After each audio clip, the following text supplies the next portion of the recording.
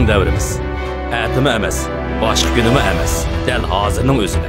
Kallamizda faqat voz kechish va uzluksiz davomlashtirishdan iborat ikkili o'y bor.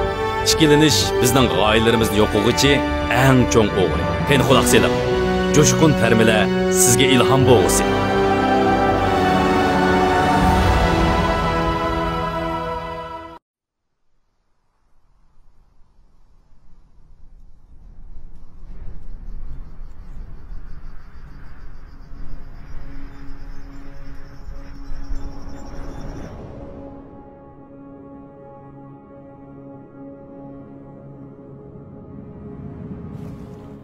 Dadam hamisha o'zgarishni xohlamaydi.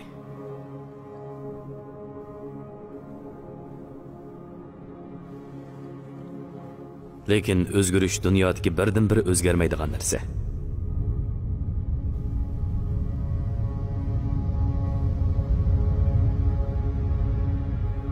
Uning yosh, qovul chog'lari helimi esimda.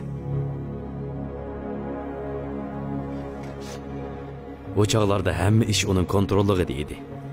Lekin bir kuniga kelib o hech nimani kontrol qilolmas bo'lib qoldi. Dadamning muskul yegilash xarakterlik yo'lin qetish kesligiga giribtor bo'lganini bilganimda butkul dunyoim o'zgardi.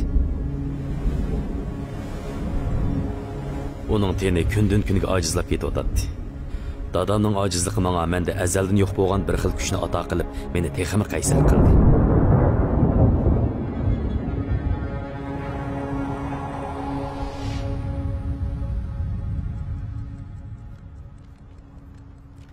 Biz musobiqani boshlash uchun etilgan o'q ovozini anglamadik. Ammo biz yangi bir aylanma musobiqaga kirgan edik.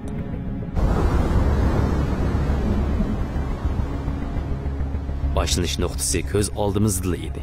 Men o'zim birdan-bir bora oladigan joyga bordim.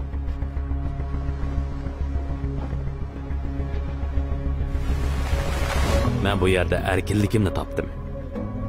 Shamolga agishib, suv ustida to'lqin teylig'inimda o'zgarishning dunyodagi mangu o'zgarmaydigan birdan-bir narsa ekanligini yana bir qatim his qilib yetdim.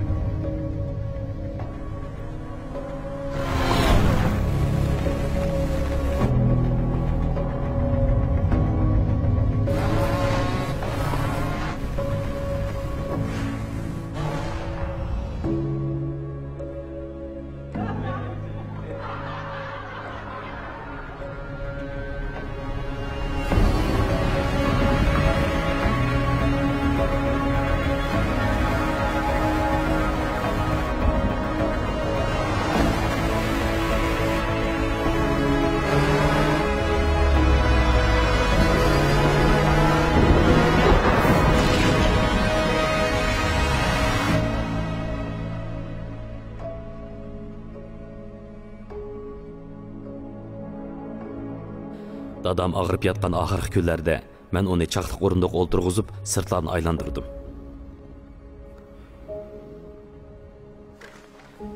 Shu chaqda o menga navoda bir kuni dunyodagi eng munavvar to'lqin teyilish mohiri bilan musobiqaga tushib qolsang ha deganida, garchi o kasal azobida qiynalib medirlayolmasimi, lekin tasavvurdagi natijamdan paydo bo'lgan mamnunlik va xushallikni ko'zlarda aks etib turadi. Aradan necha hafta o'tganda dadam olamdan o'tdi.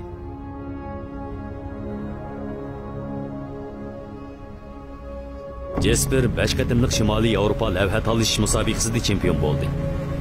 2 qatim formula shaklli yelkanlik taxtayda to'lqin teyilish musobaqasida chempion bo'ldi. Mazkur filmda yelkanli kemada to'lqin teyilish mohiri Jesper Westerstromning hikoyasi so'zlangan.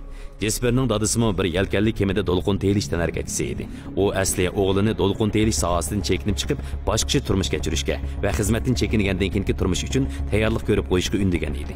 Lekin uning muskul yegilash xarakterlik yo'lin qetish kesiliga giribtor bo'lgani tekshirib aniqlangandan keyin bularning hammasi o'zgargan. Kasal bo'lgan jarayonda u o'g'lining qerib pensiyaga chiqqanligini mangu ko'ramaydiganligini his qilib yetgan. Lekin u yanala Jesper har qatim musobaqada natijaga erishib qaytib kelganda shundoq xushal bo'lgan. Hatto o'g'lining chempion bo'lganini tasavvur qilishdan xushallik topgan. U umrining oxirgi kunlarida Jesperning dunyodagi eng munavvar to'lqin telish mohiri bilan musobaqaga tushib, o'z orzusini amalga oshirishni umid qilgan. Jesper mo dadasining umidini yerda qo'ymagan. U 5 qatim Shimoliy Yevropa lavha talish musobaqasida chempion bo'lgan.